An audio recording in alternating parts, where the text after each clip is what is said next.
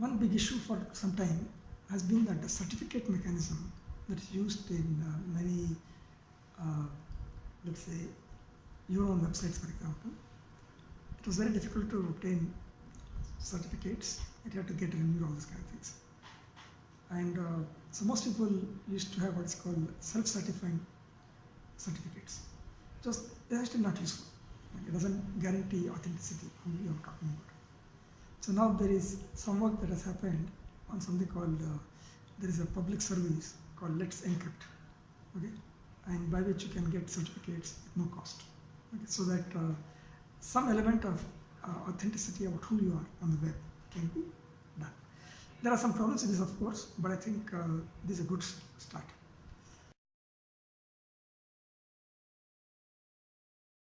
That these password mechanisms have turned out to be very messy. Okay? That means that people have to remember a lot of passwords and it's renewal, etc. People forget passwords. It's a terrible system. So now there is some help. The W3C has started something called Web Author, WEBAUTHL. And essentially this is equivalent of coming up with something like a two-factor authentication using a mobile. So you don't need to know passwords now. So if all the websites start using this particular model, then passwords are history. Okay. That will also help. Okay. So these are the two things that are happening on one side. And on a technical side, it turns out that newer architectures like Intel or or ARM, etc., they're providing what is called trusted execution environments. And I think that privacy can now be enabled in a serious way. Okay? Basically, you can essentially come up with agents on these trusted execution environments by which they can, in principle, provide some mappings so that your identity is not directly disclosed, but it will be mapped to some other temporary IDs. Okay?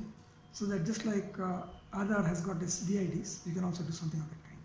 So I think that there is a potential that this privacy problem can also be handled as long as application writers know that such a thing is possible. Okay? And it's a bit complex technology, but I think it will be mastered in the next 4 years.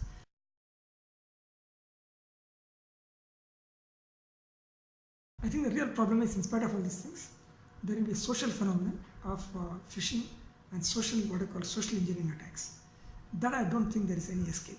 I think that's something citizens have to become aware that there are people who are always willing to find a way of cheating you. Okay? And I think that information warfare that people talk about is going to become a bigger reality. You'll see in elections, you'll see, for example, certain countries indulging in a massive way. And so those kind of things will become much more bigger problems. I think technical solutions are there for some issues, but the social engineering ones are basically require training to understand how to discriminate between what seems like a subtle way of getting your cooperation to do the wrong thing. Okay?